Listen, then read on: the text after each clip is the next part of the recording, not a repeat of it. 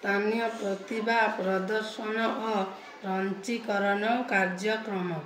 ଓଡ଼ିଶାର ଅନେକ ଅଞ୍ଚଳର ଅନେକ ସ୍ଥାନୀୟ କଳାକାର ଏବଂ କାରିଗର ଅଛନ୍ତି, ଯେଉଁମାନେ ସେମାନଙ୍କର ଉତ୍କୃଷ୍ଟ କଳାକୃତି ପ୍ରସ୍ତୁତ କରନ୍ତି, କିନ୍ତୁ ସେମାନଙ୍କ କଳାକୃତିକୁ ଚିହ୍ନଟ କରିବା ଏବଂ ବାହ୍ୟ ବଜାରରେ ପହଞ୍ଚାଇବା ପାଇଁ ସଠିକ୍ ବ୍ୟବସ୍ଥା ନାହିଁ, ଫଳରେ ସେମାନଙ୍କୁ ଉଚିତ ମୂଲ୍ୟ ମିଳେ ନାହିଁ ଏବଂ କଳା ଧୀରେ ଧୀରେ ନଷ୍ଟ ହେଉଛି।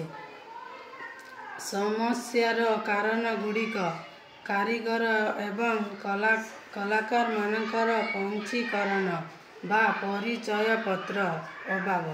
ସେମାନଙ୍କ ଉତ୍ପାଦକୁ ବଡ଼ ସହରରେ ବିକ୍ରି କରିବା ପାଇଁ ଆବଶ୍ୟକ କ୍ରୟ ପ୍ଲାଟଫର୍ମର ଅଭାବ। ସାମାଜିକ ଗଣମାଧ୍ୟମ ବା ଡିଜିଟାଲ ଜ୍ଞାନର ଅଭାବ ଯୋଗୁଁ ପ୍ରଚାର ପ୍ରସାର ହୋଇପାରେ ନାହିଁ। ସମସ୍ୟାର ପ୍ରଭାବଗୁଡ଼ିକ କଳାକାରମାନଙ୍କ ଆର୍ଥିକ ଦୁର୍ବଳତା ଦୃଷ୍ଟି, ପାରମ୍ପରିକ କଳାକୃତି ପ୍ରତି ଯୁବବର୍ଗଙ୍କ ଅନାଗ୍ରହ, ରାଜ୍ୟର ସାଂସ୍କୃତିକ ଗୌରବ କମିଯିବା। କେଉଁ ସ୍ଥାନରେ ଏହି ସମସ୍ୟା ଦେଖାଯାଏ? ଗ୍ରାମାଞ୍ଚଳ, ପଡ଼ୋଶୀ ଅଞ୍ଚଳ, ହାଟ ବଜାର। ଅନ୍ୟାନ୍ୟ କେଉଁମାନେ ଏହି ସମସ୍ୟାକୁ ସମାଧାନ